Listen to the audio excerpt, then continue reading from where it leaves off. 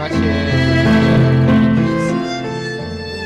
Nous vous saluons dans le nom de Jésus-Christ de Nazareth.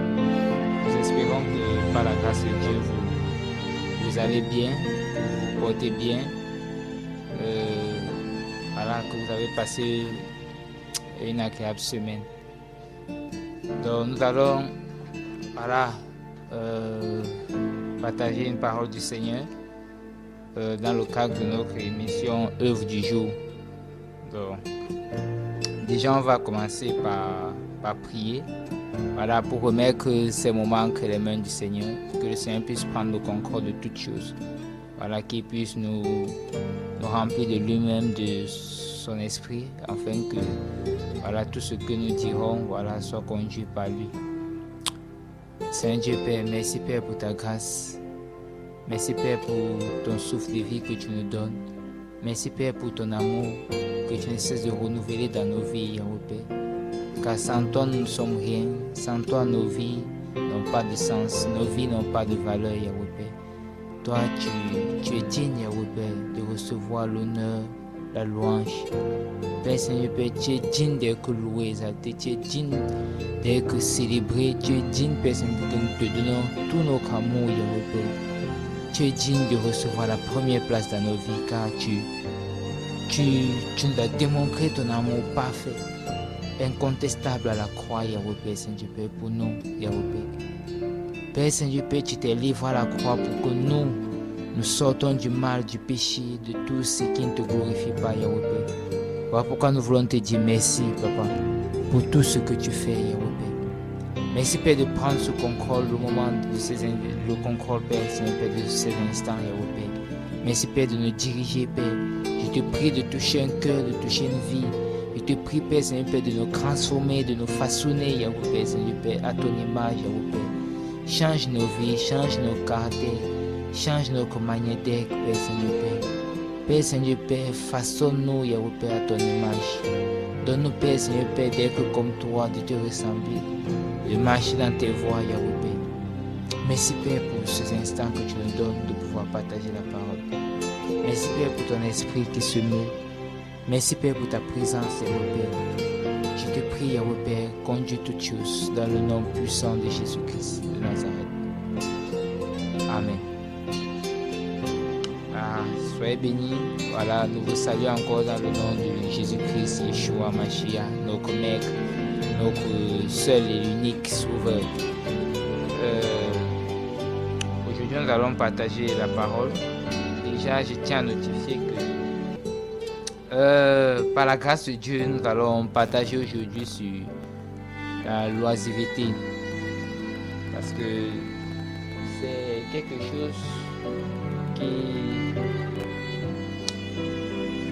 font en sorte que beaucoup d'enfants du Seigneur se trouvent en fait dans certaines choses qui ne fallait pas, juste parce qu'ils ont été oisifs, soit soit ils sont ancrés dans l'oisiveté, soit ils ont été oisifs pendant un certain temps, ne sachant pas quoi faire, et ils se sont crevés dans des choses qui sont mis à pécher contre le Seigneur, se sont crevés dans des choses qui ne glorifiaient pas le Seigneur.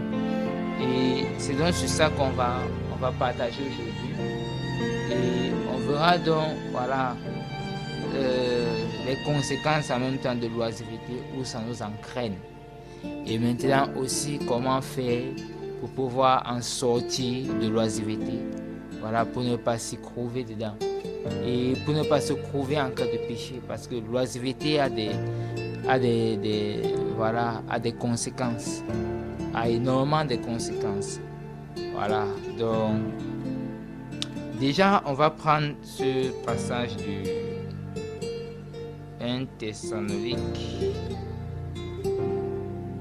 2 Thessaloniques, pardon. 2 Thessaloniques 3.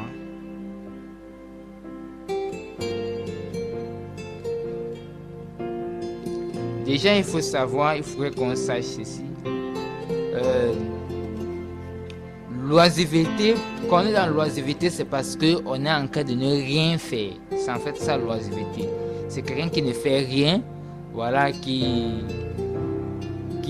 voilà, voilà, ne sait même pas quoi faire, voilà, elle est en train de tourner en rond, quoi. Donc la personne tourne en rond. Et l'une des choses qui entraîne dans l'oisiveté, c'est justement un problème de travail. C'est parce qu'il n'y a pas le travail. Je vais prendre le travail dans son sens global du terme, que ce soit travailler en même temps pour l'œuvre du Seigneur, que ce soit travailler en même temps pour subvenir à ses besoins, voilà, et soutenir aussi les autres, voilà, soutenir les veuves et les orphelins. Voilà, je prends le travail, en fait, faire quelque chose, quoi. Pouvoir, que ce soit pour l'œuvre du Seigneur, que ce soit gagner de l'argent, voilà, normalement, voilà, dans l'intégrité. Donc, c'est en fait ça. Donc, le fait qu'on est dans l'oisiveté, c'est justement parce que on n'est pas en train de travailler. On n'est pas en train de faire quelque chose. Ouais. On n'est pas en train de papillonner ça et là, voilà, en faisant des choses, en se prouvant dans les choses qui déplaisent au Seigneur. Non, on est en train de travailler, soit dans ces deux aspects dont j'ai eu à énumérer. Soit travailler pour l'œuvre du Seigneur, c'est-à-dire que ce soit dans le soutien des orphelins, des veuves, voilà, et ainsi de suite, que ce soit de manière professionnelle. Et je crois qu'il y a quelque chose qui nous enseigne même de manière professionnelle. Généralement, on dit que le travail éloigne de nous plein de mots. Voilà, l'oisiveté justement est énumérée dedans. Voilà, les mots, les vices, ainsi de suite de la société et autres.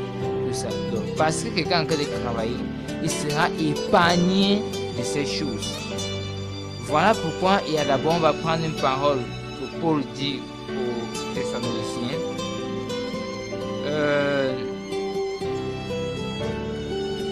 2 Thessaloniciens 3, verset 10, il précise ceci. Car aussi, lorsque nous étions avec vous, nous vous ordonnions ceci, que si quelqu'un ne veut pas travailler, qu'il ne mange non plus.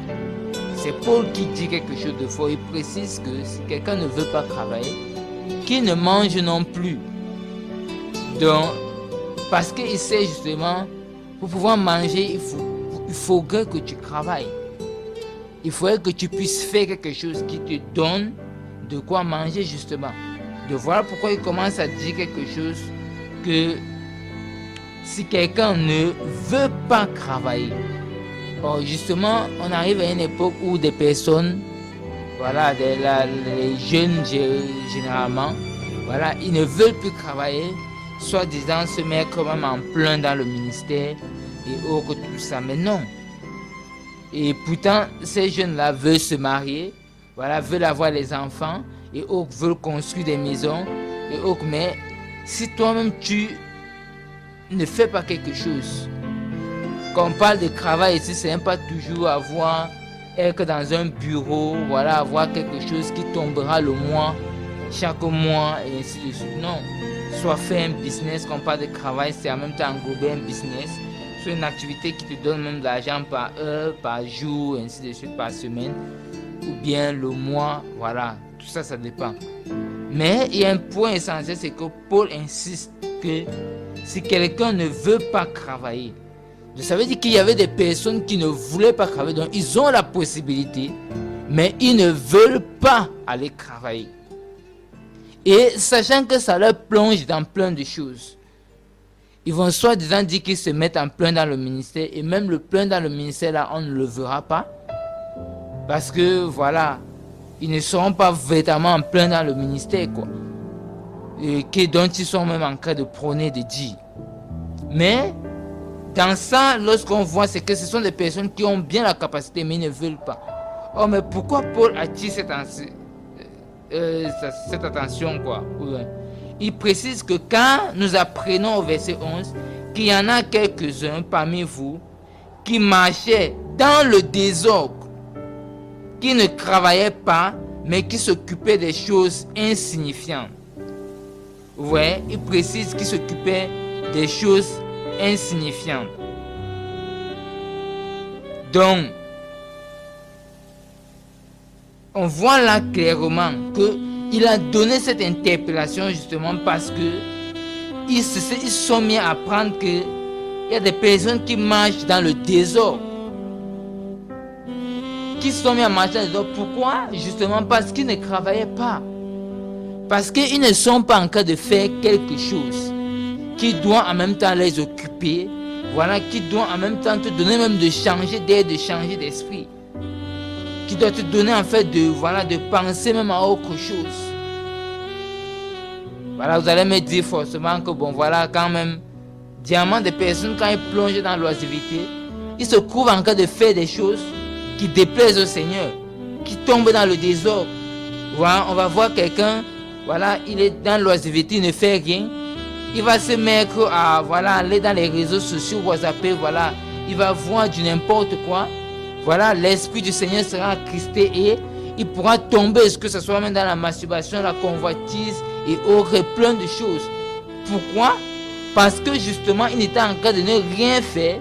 Et automatiquement, comme on dit, la nature a horreur du vide. Il faut justement que ce vide-là soit comblé par quelque chose.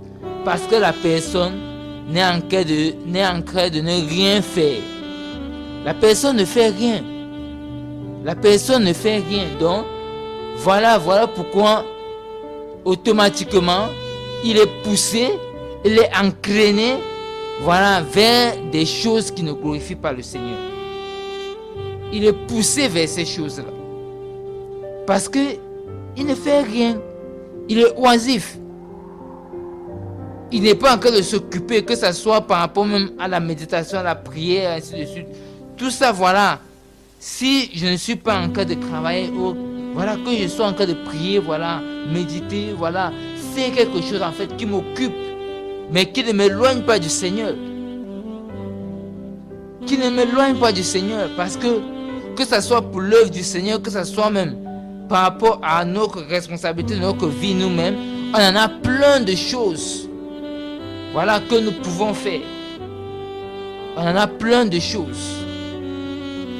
Donc, si d'ailleurs nous ne pouvons pas encore nous occuper de ces choses, de faire ces choses, ou bien nous nous plongeons dans l'oisiveté, voilà, en ne faisant rien du tout, on va se mettre à s'écarter des choses. Soit en disant entre guillemets qu'on est en train de se reposer. Soit entre guillemets qu'on est en train de se reposer. Non. La Bible nous dit déjà que Jésus-Christ est le Shabbat, est le repos. Ça veut dire qu'en Jésus, nous nous reposons. Déjà. Nous nous reposons dans le Seigneur Jésus. Le Seigneur Yeshua, nous nous reposons en lui. Parce que la Bible nous dit qu'il est le repos.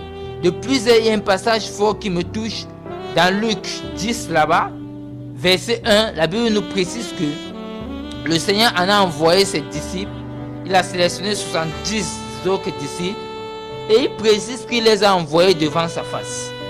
Il les a envoyés en mission, mais devant sa face. Ils étaient en mission, mais ils étaient devant la face du Seigneur. En cas de prier. C'est une attitude de repos. En cas de le louer, l'exalter, l'adorer. Donc, en gros, c'est le Seigneur lui-même qui fait. Donc, ça veut dire que leurs faces sont devant le Seigneur et c'est le dos qui regarde la mission. En gros, c'est le Seigneur qui fait la mission. C'est le Seigneur qui fait les actes. C'est le Seigneur qui gère tout ça. C'est le Seigneur qui s'en occupe. C'est le Seigneur qui s'en occupe. Donc, voilà pourquoi, voilà, nous ne pouvons pas, si nous restons oisifs sans rien faire, voilà, nous allons nous trouver dans plein de choses. Dans plein de choses qui vont nous sortir des voies du Seigneur, qui vont nous éloigner de sa présence. Et souvent, c'est aussi facile, c'est aussi subtil. Quand on a rien de temps, paf, on se trouve dans des choses et nous-mêmes, on est surpris que ça alors.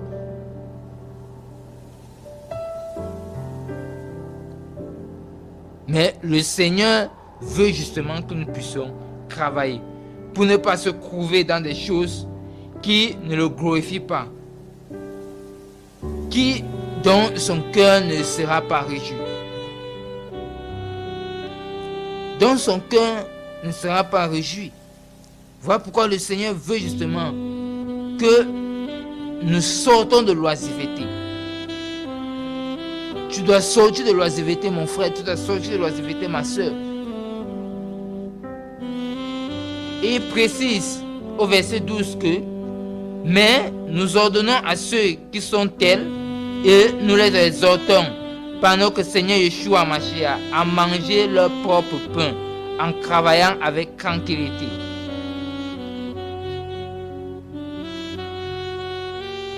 Donc voilà ce qui est précise. Voilà ce qui est précisé. Donc il veut justement que, voilà, parce que généralement quand tu ne travailles pas, c'est aussi facile que demain tu changes le message que le Seigneur t'a donné. Parce que justement il te manque de quoi manger. Parce que parfois quand tu finis la prédication et autres, voilà, tu es épuisé. Même de l'eau, tu n'as pas de quoi boire, de quoi apaiser ta soif. Parfois tu vas rentrer, voilà, tu n'auras pas de quoi manger. Parce que pour quelqu'un qui se dit qu'être en plein temps et que le Seigneur l'a mis en plein temps, voilà, qui ne met pas la pression sur les frères et sœurs, non. Que comme c'est le Seigneur qui l'a appelé, qu'il reste tranquille, que le Seigneur va aussi envoyer des oiseaux venir le nourrir. Qui ne mettent pas la pression sur les frères et sœurs, mais il doit savoir qu'il va finir de prêcher, il va devoir par exemple avoir soif. Et s'il s'amuse, demain il viendra changer le message. Il va modifier lui-même ce message-là. Parce que derrière, il va vouloir quelque chose pour combler son ventre, sa chair. Et pourtant, Paul dit quelque chose de fort quand on voit Paul bossait, Paul bossait énormément pour le Seigneur. Dans les prédications, ça et là, tout ça là. Il prêchait l'évangile. Il prêchait énormément la parole du Seigneur. Qui peut dire ici qu'il a bossé énormément comme Paul? Qui peut, voilà, se comparer même? Qui peut arriver Paul à la cheville? Paul a énormément bossé. Mais c'est lui-même le premier qui dit ces choses, que celui qui ne travaille pas, ne mange pas aussi. C'est lui qui le dit. Que celui qui ne travaille pas, ne mange pas aussi. Et on peut voir quelque chose de fort, de l'exhortation que Paul, par exemple, donne, par exemple, aux Éphésiens, quand il quittait aux anciens d'Éphèse, dans Acte 20 là-bas. On va prendre ce passage, Acte 20. On va prendre ce passage dans Acte 20. Bon, on va commencer à lire.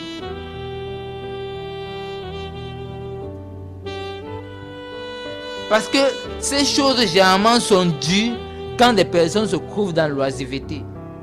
Parce que si je sais par exemple que bon voilà, je vais finir de faire telle chose, après je dois aller faire ça, après je dois aller faire ça, après je dois aller faire ça, après bon je vais devoir me reposer, et ainsi de suite. Je suis organisé de la sorte. Voilà, je ne peux pas me trouver dans des choses qui ne glorifient pas le Seigneur. Je ne peux pas me trouver en train de modifier la parole du Seigneur. Pour ma guise. Pour que les gens puissent maintenant combler mes besoins. Non. Je peux pas me trouver en train de le faire. Non, non, non. L'oisiveté entraîne plein de choses. L'oisiveté entraîne plein de choses. On voit le conseil que Paul dit. On voit dans ça que Paul c'était quelqu'un, malgré le temps que le ministère le prenait, il travaillait quand même. Il prenait le temps à travailler. Il précise une chose, on va prendre le passage, on va commencer à lire même à partir du verset 26. Acte 20, verset 26. C'est pourquoi je vous témoigne aujourd'hui que je suis pur du sang de vous de tous, car je vous ai annoncé tout le conseil de l'Église sans en rien cacher. Prenant donc garde à vous-même et à tout le troupeau parmi lequel le Saint-Esprit vous a établi surveillant pour perdre l'assemblée d'Élohim qu'il a acquise au moyen de son propre sang. Quand je sais ceci, qu'après mon départ, il ancrera parmi vous des loups impitoyables qui n'épargneront pas le troupeau, et que d'entre vous-même s'élèvent des hommes qui diront des choses perverties pour entraîner les disciples auprès d'eux. C'est pourquoi veillez, vous souvenant que durant l'espace de 3 ans, je n'ai cessé nuit et jour d'avertir chacun de vous avec larmes. Et maintenant, frères, je vous remets à Elohim et à la parole de sa grâce, à celui qui est puissant pour achever de vous édifier et pour vous donner l'héritage avec tous les sanctifiés. Je n'ai désiré ni l'argent, ni l'or, ni l'habit de personne. Mais vous savez vous-même que pour mes besoins et pour ceux qui étaient avec moi, ces mains y ont servi. Waouh, ça c'est Paul qui le dit. Je vous ai montré en toutes choses que j'ai ainsi qu'il faut aider les faibles en travaillant dur et se rappelant les paroles du Seigneur Yeshua, parce que lui-même a dit qu'il y a plus de bénédictions à donner qu'à recevoir. Voilà ce que Paul se trouve en train de dire. Donc lui-même il était en train de bosser. En plus de la prédication qu'il faisait, il se trouvait en train de travailler lui-même. Quand il travaillait aussi, c'était dans le but aussi de pouvoir aider son équipe, qu'ils étaient ensemble, de pouvoir aussi se souvenir à leurs besoins. Parce que c'est ça l'optique aussi de père. Donc il ne pouvait pas se trouver dans l'oisiveté. Parce qu'après la prédication et autres, après le partage avec des frères et sœurs, de faire ce que le Seigneur l'a demandé de faire, voilà, il passait à autre chose. Il faisait autre chose. Parce qu'il faut savoir qu'on est humain et on a nos besoins. Tu es peut-être marié, peut-être ou bien demain tu vas te marier. Il va falloir louer la maison. Il va falloir s'occuper des enfants demain, il va falloir payer leur scolarité. Mais ce ne sont pas des frères que tu vas leur mettre la corde au cou pour le faire, non. Non, pas du tout. De savoir que toi-même tu dois déjà réfléchir à ça. Parce que sinon tu vas finir, soit disant la prédication, tu vas aller te coucher sur ton canapé à la maison et haut. Et c'est comme ça que pouf. Parce que te trouvant dans le manque, n'ayant pas de quoi combler tes besoins, tu vas soit te trouver en train de modifier le message même que tu prêches. Ce beau message de la sanctification que le Seigneur t'a donné, tu vas te trouver en train de le modifier. Pour pouvoir combler tes besoins. Oh, c'est pas ça. C'est pas ça le Seigneur. Le Seigneur ne veut pas ça. Le Seigneur ne veut pas ça.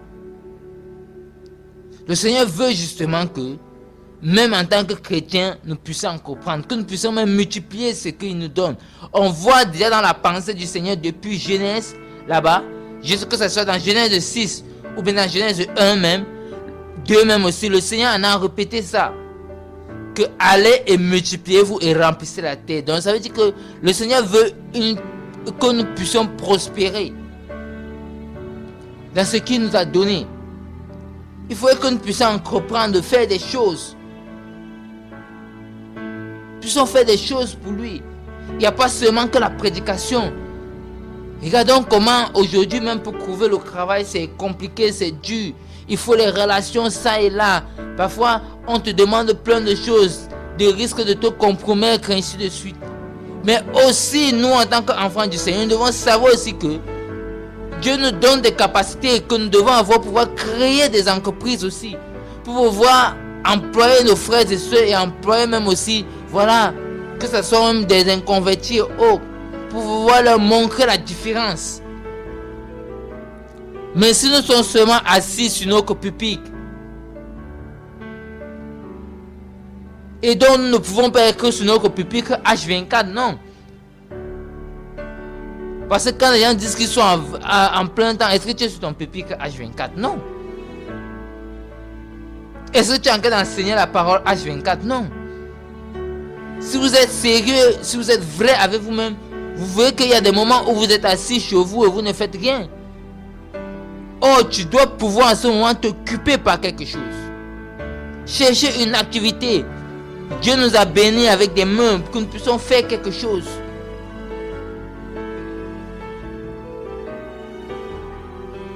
Sinon, on va se trouver dans plein de choses. soit se couvrir en train de changer de message, soit se couvrir en train de pécher contre le Seigneur.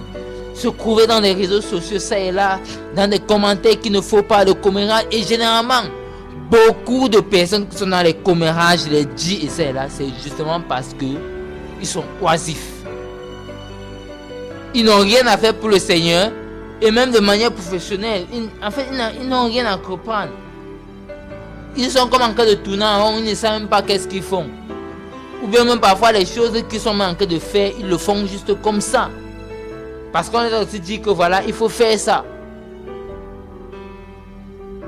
Qu'il faut faire ça. Mais pourtant, ce n'est pas ça dans la pensée de Yahweh. Dieu ne veut pas que nous soyons oisifs. On va prendre un passage là-bas dans Jacques 1.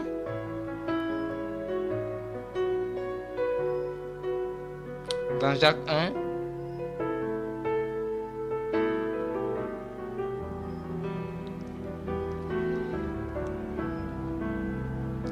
Jacques 1, verset 26, on dit: si quelqu'un parmi vous pense être dans l'adoration d'Élohim, sans brider sa langue, mais séduit son cœur, sa religion est vaine.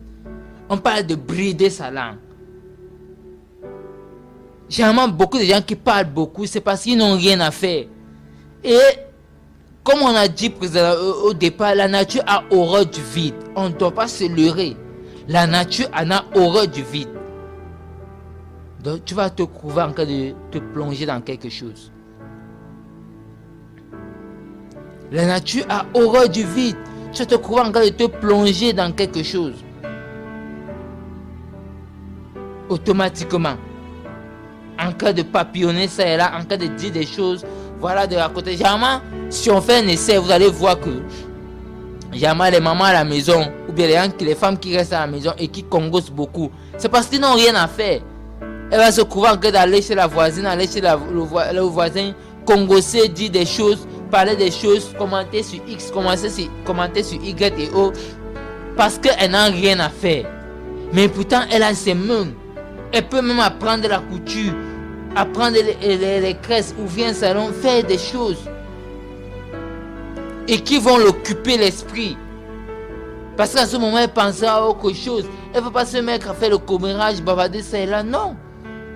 Son esprit sera occupé à faire autre chose. Son esprit sera occupé à faire autre chose. Son esprit sera occupé à faire autre chose. Mais beaucoup, voilà, l'oisiveté les entraîne. Ils ne font rien. Et parfois aussi, beaucoup de personnes plongent dans l'oisiveté. On le verra aussi. Voilà, à cause de, je dirais même la désobéissance.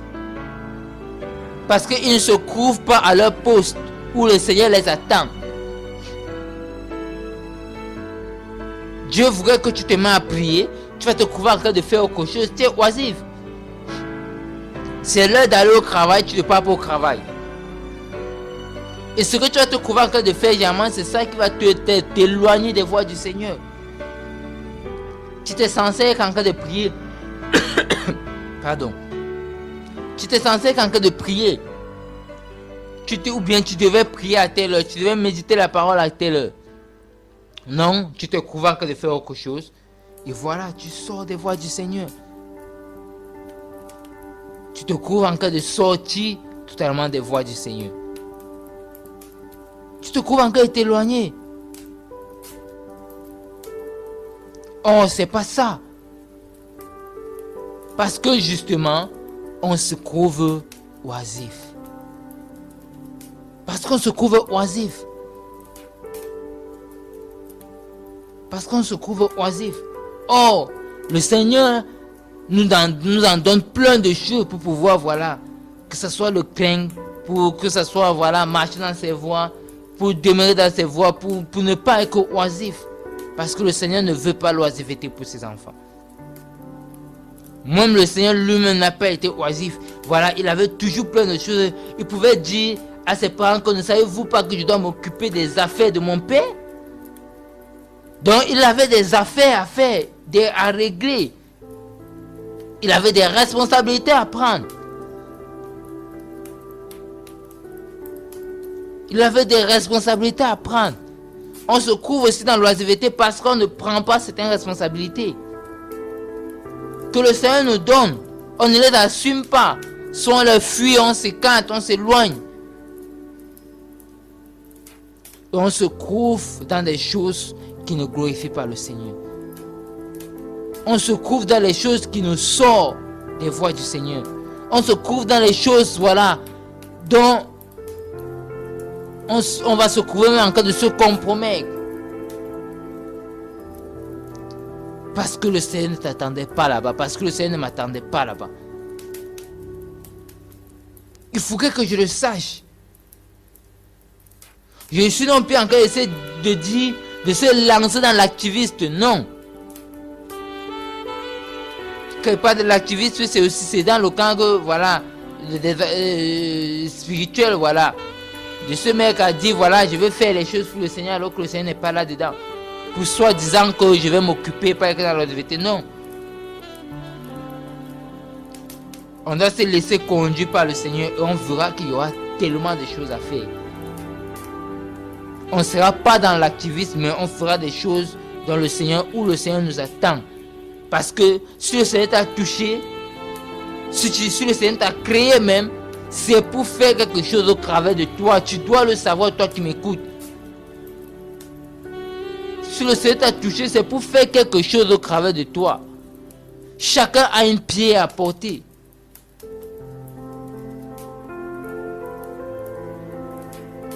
Si le Seigneur t'a créé, c'est pour un but. Alors tu dois pouvoir ancrer dans le but pour lequel le Seigneur t'a créé. Et ça te sortira de l'oisiveté. Tu ne vas pas te trouver en train de papillonner ça et là, de courir ça et là. Non. Tu feras simplement ce que le Seigneur te demande de faire. Pas à pas. Sans tenir compte des dits des hommes, des pensées des hommes. Sans tenir compte de ce que les autres pourront comment les autres pourront réagir. Non. Tu ancreras simplement dans la pensée de Yahweh. Tu ancreras simplement dans la pensée de Yahweh. Et on verra aussi que, voilà, il y a plein de choses, voilà, qui ont sorti des personnes. Voilà, parce que justement, le Seigneur les attendait quelque part, mais ils s'en ont éloigné. On connaît bien cette histoire avec le roi David. On va prendre ce passage dans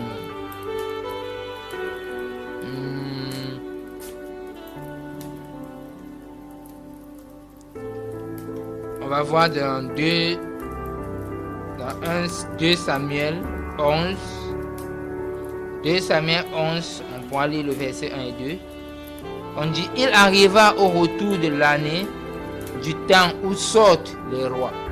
Voilà ce qu'on précise bien. J'aime bien la parole avec les précisions qu'elle donne. On précise bien quelque chose, qu'il arriva au retour de l'année, au temps où sortent les rois, dont les rois ne devaient pas rester. Où sortent les rois, que David envoyait Joab. Donc, la période où lui devait sortir, c'est à ce moment qu'il envoie plutôt une autre personne. Avec ses serviteurs et tout Israël pour détruire les fils d'Ammon et assiéger Rabat. Mais David resta à Jérusalem. Voilà déjà la désobéissance, la grosse erreur que David avait fait. Il ne s'est pas trouvé là où le Seigneur l'attendait. C'était sa période, c'était son temps de sortir, de passer à autre chose. Comme on sait que le Seigneur c'est un Dieu du temps, c'est un Dieu du temps. Donc il y a un temps pour toutes choses, comme nous le dit Ecclésiaste. Il y a un temps pour faire X choses, il y a un temps pour basculer à X choses, à Y choses, ainsi de suite. Si on ne saisit pas ce temps-là, on va se trouver dans l'oisiveté. Automatiquement, on n'aura plus rien à faire. Et c'est dans ça que David est tombé. la période où il devait aller en mission, voilà, c'était la période où les rois devaient sortir. Donc le moment était propice pour lui, pour eux les rois. Parce qu'il y a des personnes aussi qui sortent à tout bout de champ. Quand ce n'est pas propice, ils reçoivent des coups qu'il ne fallait pas. Ils ne sont même pas efficaces. Parce qu'ils ne sont pas sortis au moment où il fallait. Ils ne sont pas sortis au moment où il fallait. Oh, le Seigneur dispose de toutes choses. Le Seigneur, c'est un Dieu du temps. Il y a un temps pour toutes choses. Quand le Seigneur ouvre une porte, il crée une brèche par rapport à quelque chose, on doit pouvoir le saisir dans l'esprit et ancrer dans cette brèche-là. Que le Seigneur crée, que le Seigneur dispose. Si ce n'est pas le cas, voilà, on va sortir, on va se trouver dans l'oisiveté. Je tiens à rappeler que vous pouvez appeler, voilà, au numéro, ou bien laisser un message au numéro, en direct au numéro 6 93 74 72 42. Je répète, 6 93 74 42 74. Je répète, 6 93 74 42 74. Ou bien via WhatsApp au numéro 6 71 72 63 06. Je répète, 6 71 72 63 06. Donc, on continue.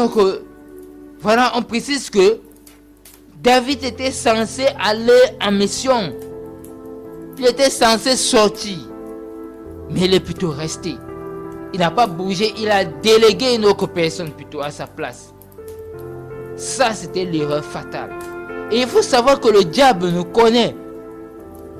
Il rôde, comme la Bible dit, pour juste pouvoir te racler, pour pouvoir t'abattre. Il attend un moment de faille. Tu n'es pas censé te trouver dans telle posture. Tout le monde est dans l'oisiveté. Parfois, on va se trouver en cas de bavarder avec n'importe qui, dit des choses. Voilà, parce que, voilà, il faut, voilà, ainsi de suite. On manque quoi faire.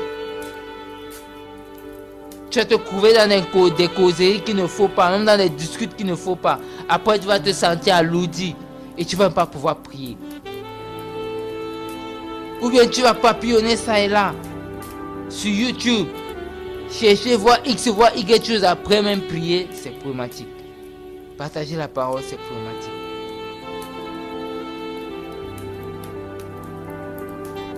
Pourquoi? Parce que le Seigneur t'attendait peut-être à aller plutôt prier, voilà, aller faire autre chose. Tu ne l'as pas fait, tu ne l'as pas saisi, tu n'es pas ancré, voilà, dans cette vague-là. Tu es resté. Comme par exemple des personnes qui peuvent être oisifs aussi en restant dans le passé. Ils sont censés prendre une autre direction, mais ils sont toujours dans leur passé. Et ça leur plonge dans l'oisiveté, ils tournent en rond. Ils ne savent même pas quoi faire. Leur vie est en train de descendre. Voilà, d'aller dans le Sheol. D'aller dans l'enfer. Parce que, voilà, ils ne saisissent pas le temps du Seigneur. Pour ancrer, voilà, et sortir, justement, de l'oisiveté. Parce que l'oisiveté nous guette, nous tous, on doit le savoir.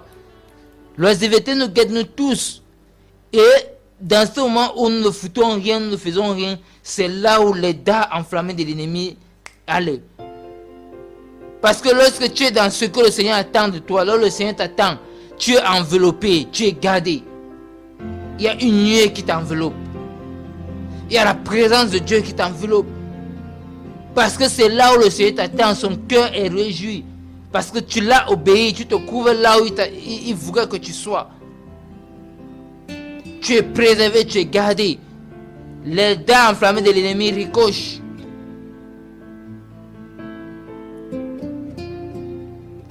Mais l'ennemi attend que tu désobéis au Seigneur, que tu te trouves là où il ne fallait pas.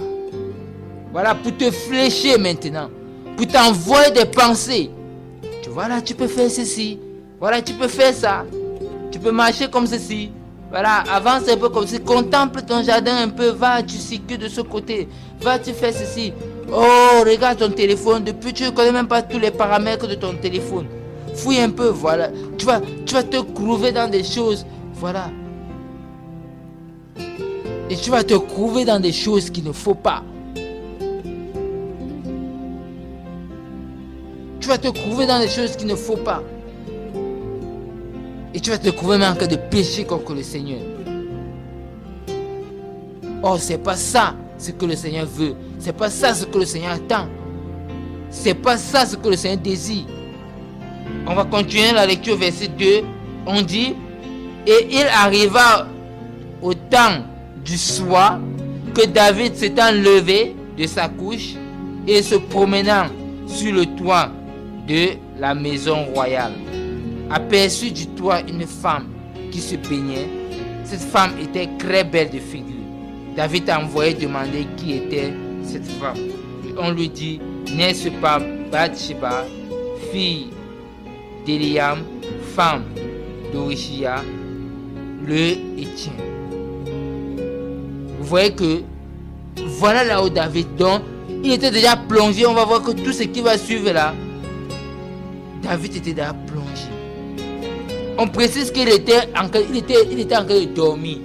Donc il était déjà fatigué même du sommeil. Voilà pourquoi même Salomon pouvait dire dans le proverbe là-bas que un peu de sommeil, un peu d'assoupissement, et alors ta pauvreté arrivera. Cette pauvreté dont tu fais allusion, c'est en même temps une pauvreté matérielle, mais aussi une pauvreté spirituelle. Tu sortiras des voies du Seigneur. On voit qu'il était tombé dans l'assoupissement, il était dans le sommeil qui représentait la mort parce qu'il ne s'est pas trouvé là où le Seigneur l'attendait. Il s'est mis, il est tombé dans le sommeil. Et quand il se relève du sommeil, on voit qu'il se dirige directement vers la convoitise. Et dès que la convoitise a été amorcée, voilà, le péché a été commis. A été, voilà, l'impudicité a donné la suite. On voit que derrière un péché se cache aussi plein d'autres péchés.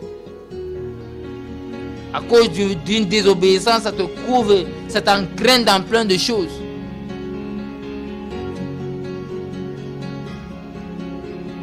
Tout ça parce que David s'est trouvé en train de ne rien faire. Voilà pourquoi j'ai dit au départ que l'oisiveté guette tout le monde. Tu peux à un moment donné te trouver en train de ne rien faire. Et paf, l'ennemi te visera. On voit que ici David s'est trouvé à un moment donné en train de ne rien faire. Il a voulu se donner un repos à lui-même. Il a voulu se donner un repos à lui-même. Tu peux vouloir te donner un repos à toi-même, pourtant ce n'est pas le moment de te reposer. Et tu te trouves dans des choses que Dieu n'agrée pas. Parce que le Seigneur t'attend à tel endroit. Parce que le Seigneur t'attend à tel endroit. Parce que le Seigneur t'attend à tel endroit.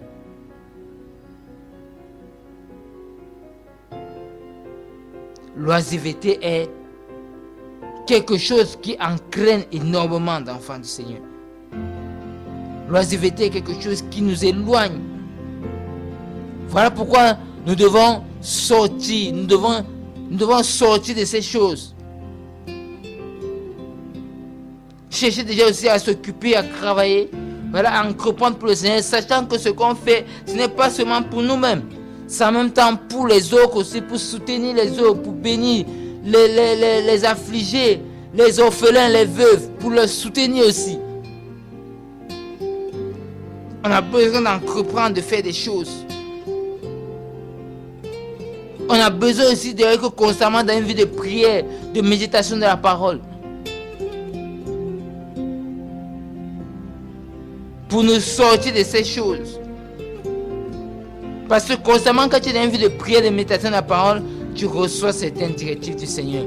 Tu vois le Seigneur te dépouiller, t'éclairer, t'interpeller et ainsi de suite. On voit là David était déjà dans le sommeil. Dans le sommeil. Et paf! L'ennemi l'a visé. Et une fois l'ennemi l'a visé. Une fois l'ennemi l'a visé. Je prie que ça ne soit pas notre partage dans le nom de Yeshua, de Jésus-Christ de Nazareth. Je prie que ça ne soit pas notre partage. Je prie qu'à chaque moment nous nous battons corps et âme pour toujours chercher à se trouver là où Dieu nous attend. Là où le Seigneur Jésus-Christ nous attend.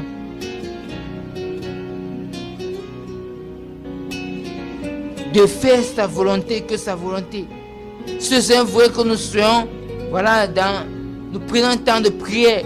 Nous sommes dans sa présence. Que véritablement nous nous trouvons dans sa présence. Parce que dans cette présence-là, nous sommes éloignés de beaucoup de choses. Nous sommes éloignés de plein de choses. Nous sommes éloignés de plein de choses.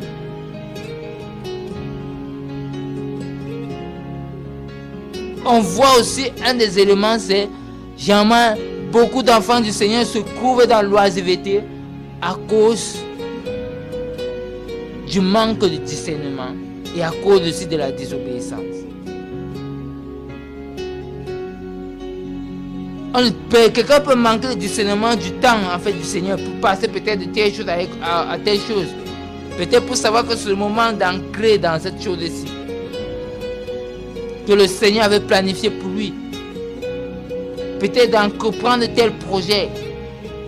Peut-être c'est le temps. Mais la personne ne saisit pas. Ou bien aussi ça peut être que la désobéissance. Le Seigneur t'a déjà dit par exemple que tu dois faire telle chose. Tu dois aller faire telle chose et depuis tu tournes en rond. Tu ne te trouves pas encore de faire la chose.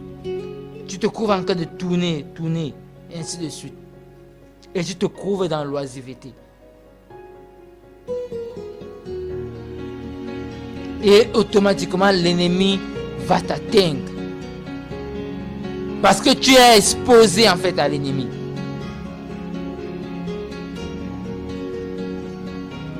Tu es exposé à l'ennemi.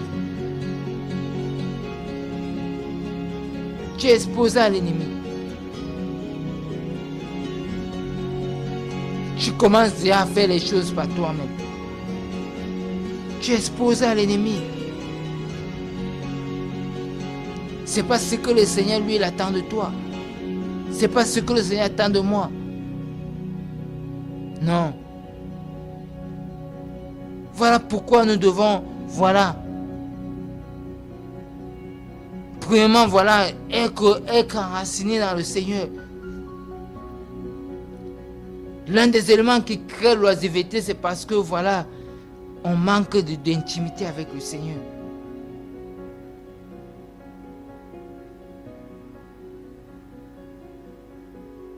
Le moment qui nous trouve à se trouver dans les endroits où le Seigneur nous attend pas, c'est parce que on a raté un moment donné, on n'est plus dans la présence du Seigneur.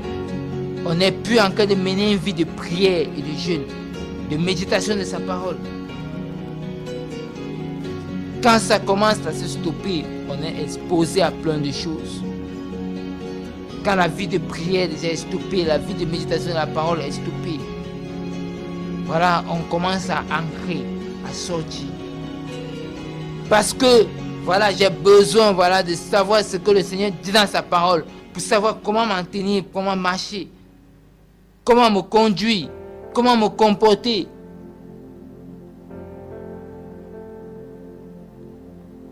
On a vu dans la parole que même le grand Paul n'était pas oisif.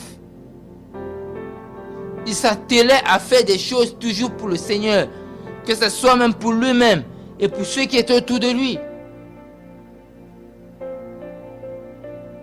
Il ne cessait de faire des choses, Ça, c'est un modèle à suivre. Il ne cessait de faire des choses, d'entreprendre ça et là. Il ne cessait de faire des choses.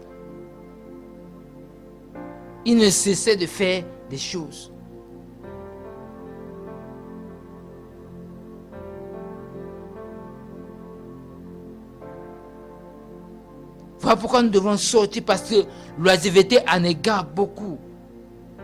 Si on est sincère avec le Seigneur, on va voir que la plupart du temps, il y a même certaines choses que nous sommes trouvés dedans parce que nous sommes trouvés en cas d'être oisif. En cas d'être oisif. Tout noyer ça et là, cherchant quoi faire. En cas d'être oisif. Et l'ennemi s'est servi de ce temps-là pour nous fléchir, pour nous envoyer des pensées. Et on va se trouver dans les réseaux sociaux, voilà, en train de regarder des choses, voilà, à tomber sur des choses, voilà, qui nous polluent l'esprit.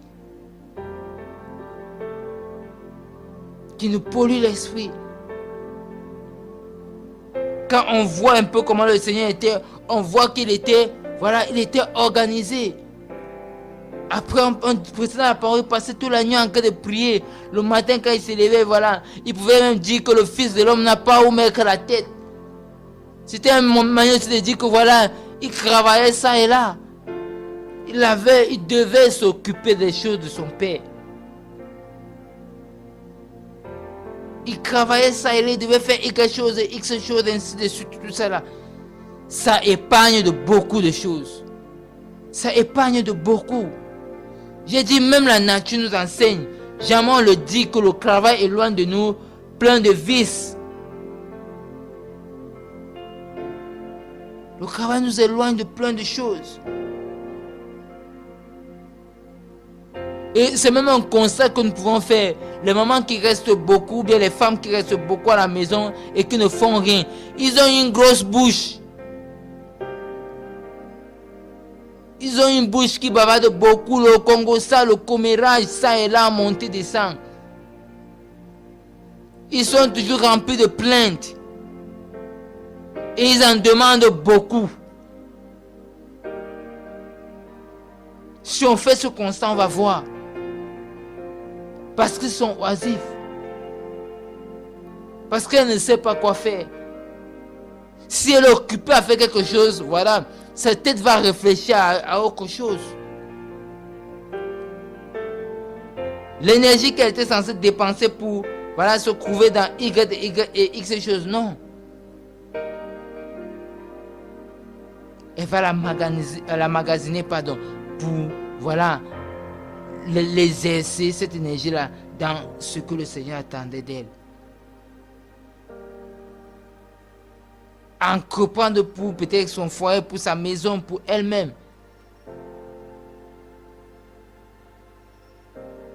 Vous voyez qu'on voit ça, c'est dans ça en fait que nous entraînent. Nous entraînent. C'est dans ça que nous entraîne l'oisiveté. L'oisiveté, c'est le fait, comme j'ai dit, de ne rien faire, d'être là, de tourner en rond. De tourner en rond. Or, le Seigneur ne veut pas que tu tournes en rond parce que lui-même il était un entrepreneur. La Bible nous dit que même il aidait son père à la charpentier. Il était charpentier. Il connaissait mouler le bois. Toi, en part la prédication, qu'est-ce que tu sais faire aussi? Toi qui dis que le Seigneur t'appelle à temps plein, à part la prédication, qu'est-ce que tu sais faire aussi? C'est pas le micro que tu vas léguer à tes enfants. Non. Qu'est-ce que tu sais faire aussi?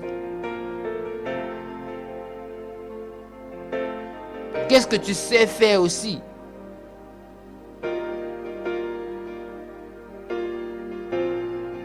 Oui, la parole est là, ça a sa place. Oui, nous devons prêcher l'évangile. Mais après, comme Paul. Parce que même l'œuvre du Seigneur a besoin des finances. Toi aussi, tu dois mettre la main à la pâte. Parce que Paul lui-même mettait la main à la pâte au ministère, à l'œuvre que le Seigneur l'avait confiée. Il sortait rien de sa poche qu'il avait travaillé. C'est ça aussi. C'est pas parce que tu as une vision les autres qu'eux doivent l'accomplir. Non. Sinon, toi, tu vas récupérer cet argent-là et manger. C'est juste une question de temps. Parce qu'à un moment donné, tu vas te trouver oisif. Comme je dis, tu ne peux pas prêcher H24. C'est impossible. Ou bien tu ne peux pas te trouver en train d'encourager les gens H24. C'est impossible. Tu vas vouloir penser à toi. Tu vas vouloir rester seul dans ton coin. Au plus, tu auras le chez toi. Et ainsi de suite. Et les jours où on ne va pas venir te rendre visite. Mais les jours qu'on ne vient pas te rendre visite. Ou bien que tu ne partages pas la parole. Ou bien tu n'es pas en train d'exhorter, d'encourager. Voilà, de faire le ministère si tu veux. Quelque part. Qu'est-ce que tu fais? Qu'est-ce que tu fais? Sinon, tu risques de changer le message que le Seigneur te donne aussi. Parce que tu ne fais rien. Or, le Seigneur ne veut pas justement que toi, tu sois oisif.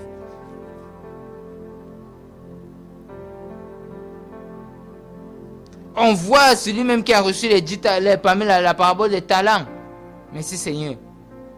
Celui qui a reçu un seul talent là, il était oisif. Il s'est trouvé en train de ne rien faire avec le don, la grâce qu'il avait. Il est parti garder ça stocké quelque part. Il s'est trouvé en train de faire autre chose. Ouais. Alors que tu as quelque chose, il faudrait le fructifier. Comme je disais, le Seigneur nous a créé, tout un chacun, il nous a donné quelque chose, des capacités. Donc, capacités, il nous les a données. Quand on reçoit le Seigneur Jésus-Christ, le Seigneur ne nous laisse pas oisifs, le Seigneur ne nous laisse pas comme ça.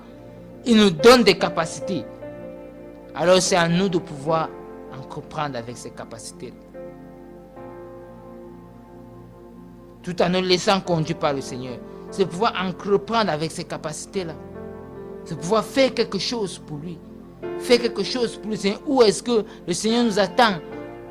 Où est-ce que nous n'allons pas sortir des voies du Seigneur?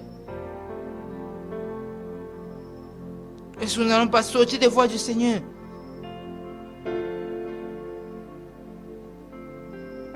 Il faut justement que nous puissions être en train de travailler. Que ce soit travailler pour l'œuvre du Seigneur. Que ce soit travailler pour subvenir à nos besoins, voilà, et ainsi de suite. Mais nous ne devons pas être oisifs. Parce que l'oisiveté nous entraînera dans des choses terribles. Dans des choses que nous allons nous-mêmes regretter.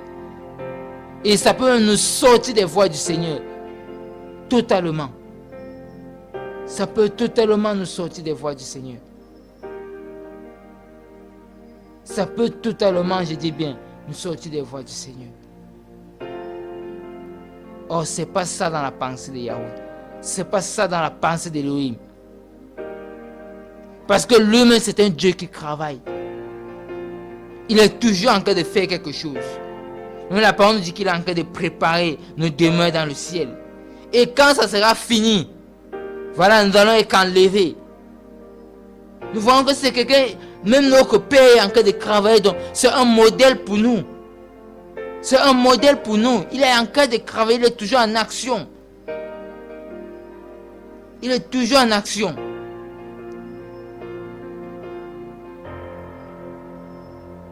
Il est en train de préparer déjà les choses pour la venue des fils et des filles d'Élohim, de Dieu, qui ont gardé sa parole, qui ont demeuré dans la sainteté, dans la crainte de Yahweh. Il est en train de préparer les choses. Il travaille, mon frère. Il fait des choses. Qu'en est-il de toi? Qu'en est-il de moi?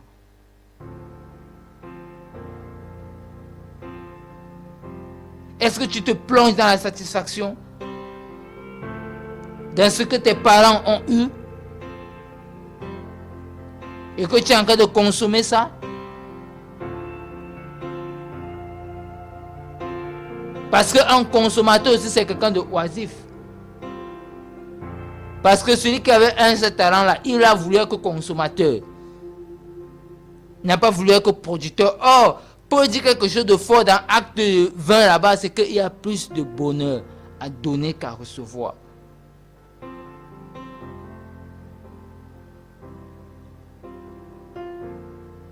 Il y a plus de bonheur qu'à donner qu'à recevoir. Il y a plus de bonheur à donner qu'à recevoir.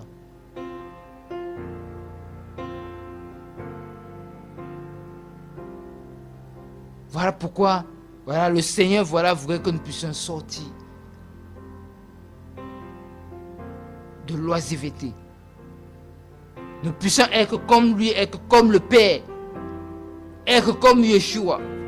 Voyant Yeshua, son parcours sur la terre, même ne serait-ce que ses 3 ans et demi de ministère, on a vu qu'il était en action. Mais avec ses disciples, il était en action. Il était en action. Quand il fallait qu'il œuvre, quand il fallait qu'il fasse les choses de son Père.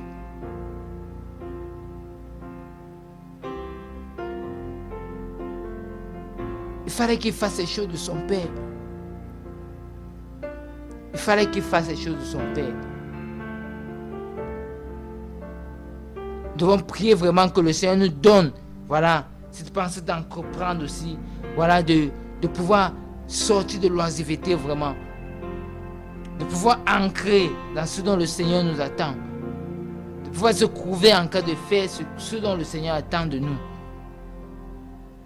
De ne pas se trouver dans les réseaux sociaux et autres, dans des choses, voilà, qui ne le glorifient pas. Parce que justement nous avons été oisifs. Parce que nous avons cherché quoi faire. Non.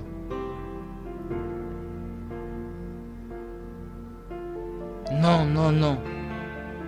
Nous allons vraiment prier que le Seigneur vraiment puisse nous faire grâce. Que voilà qu'il nous donne vraiment de pouvoir, voilà, s'occuper, pouvoir s'éloigner de ces choses dont on a fait part. Parce que ça nous éloigne aussi.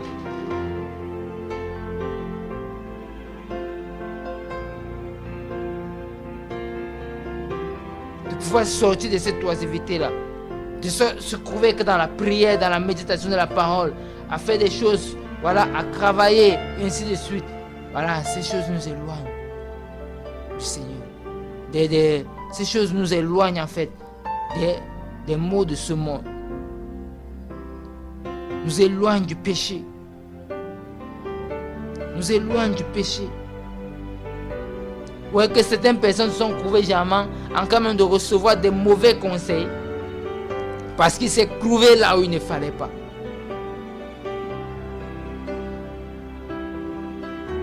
Cherchant à être comblé par quelque chose ou quoi que ce soit, voilà. Et pourtant, s'il partait dans la prière, le Seigneur devait le combler. Sortons de l'oisiveté. Sortons de l'oisiveté. Sortons de l'oisiveté. Et nous allons pouvoir tenir notre langue en bride. Nous allons pouvoir être épargnés de plein de choses. Nous allons pouvoir être épargnés de plein de choses. Vraiment, nous allons prier vraiment que le Seigneur puisse nous faire grâce. Voilà, que nous puissions sortir de ces choses. Et pour pouvoir, voilà, être dans ses voies. Dans le nom de Yeshua. Oh Yahweh Père, nous voulons te remercier Père pour ce moment. Yahweh Père de partage. Te prions Père, sors-nous de l'oisiveté, sors-nous des choses Yahweh Père qui fragilisent notre vie de prière, qui fragilisent notre intimité avec toi, qui nous entraînent dans le péché, qui nous sortent de tes voies Yahweh Père. Voilà Yahweh Père, je t'en supplie Papa Père. Aide-nous Yahweh Père, Saint-Dieu Père. Aide mon frère, ma soeur Yahweh Père. Ouais, qui m'écoute, qui va m'écouter Yahweh Père, Saint-Dieu Père. Je t'en supplie Papa Père. Sors-le Père, Saint-Dieu Père, de ces choses Yahweh Père. De l'oisiveté Père, Saint-Dieu Père. Je t'en supplie Papa. Remplis-nous de l'esprit d'entreprendre Père. De pouvoir Père faire des choses pour toi Yahweh Père. Avec les capacités que tu nous donnes. Yahweh Père, je t'en supplie. De ne pas chercher à se faire voir, non. Mais à juste à être dans ce dont toi tu nous attends, à ancrer dans le temps des choses que tu accomplis au travers de nous, à saisir le temps de toutes choses dans nos vies, Yahweh Père, et à ancrer dans ce temps-là, Yahweh Père, je t'en supplie, Papa Père, aide-nous, Yahweh Père, fais-nous du bien, Yahweh Père, je t'en supplie, soutiens-nous, Père. Tu vois comment l'ennemi, Yahweh Père, dans ce temps de la fin, nous donne plusieurs formes de distraction. Et qui plonge dans l'oisiveté à faire des choses, voilà, qui nous sortent des voies du Seigneur. Mais donne-nous ton discernement, donne-nous ta fermeté, donne-nous d'être Père, les Daniel modernes dans cette fermeté, Yahweh Père, Saint-Dieu Père. Je t'en supplie, Papa Père, pour demeurer dans tes voies, Yahweh Père, pour ne pas être oisif, Yahweh Père. Je t'en supplie, Père. Aide-nous, Yahweh Père. Aide-nous, Seigneur Père. Papa, aide-nous, Yahweh Père. Nous t'en supplions, Yahweh Père. Tu es notre tout, Yahweh Père. Tu es notre tout, Yahweh Père. Merci, Père, pour tout, Yahweh Père. Merci, Père, pour tout, Seigneur Père. Merci, Père, pour tout ce que tu fais. Ah, Yahweh Père. Oh, Yahweh Père, tu es bon. Nul ne peut te ressembler. Ah, Jésus, merci, Père. Merci, Jésus, Père. Souviens-toi de tes enfants ce temps de la fin. Souviens-toi. Souviens-toi, Elohim. Souviens-toi, Eloa. Yahweh Père, garde-nous jusqu'à la fin. Pouvoir achever la course, Yahweh Père. Pouvoir achever la course, Père. Oh, Yeshua. Oh, Yahweh. Yahweh. Yahweh. Yahweh. Oh Père, merci Père. Merci Père, Yahweh Père, pour tout. Merci Père pour ta parole, Yahweh Père. Merci Père de visiter un auditeur, une personne qui va nous écouter. Merci Père de poser ta main sur lui, Père. Yahweh Père, merci Père de sortir, Père, Seigneur Père, des choses qui ne te glorifient pas, Père. De donner, Père, de marcher, de ancrer dans le temps des choses dont tu as planifié pour lui, dans le nom de Yeshua, Père. Dans le nom de Jésus-Christ de Nazareth, Papa. Je t'en supplie, Papa, Père. Je t'en supplie, Père. Sors de l'oisiveté, la jeunesse. Sors de l'oisiveté. Des réseaux sociaux, ça et là, qui nous éloignent de ta présence. Yahweh Père, qui tue notre vie de prière, Yahweh Père. De méditation de ta parole, Yahweh Père. Sors la jeunesse dans ces choses, Père. Dans le nom de Jésus, Père. Dans le nom de Jésus, Père. Merci, Père, pour tout. Merci, Père, pour ta parole. Merci, Yahweh Père. Merci, Père. Merci, Jésus, Père. Ah, soyez bénis dans le nom de Jésus, dans le nom de Yeshua, Jésus-Christ Nazareth. Voilà, nous bénissons le Seigneur pour sa parole. Voilà, nous vous donnons rendez-vous demain dimanche, voilà, à partir de 15h et tous les samedis à partir de 18h. Voilà, restez bénis, restez connectés sur la radio Vie en Christ. Voilà, que le Seigneur se souvienne de vous, se souvienne de chacun d'entre vous. Que le Seigneur vous garde, voilà, restez connectés, voilà, pour les prochaines émissions qui vont suivre. Soyez bénis dans le nom de Jésus.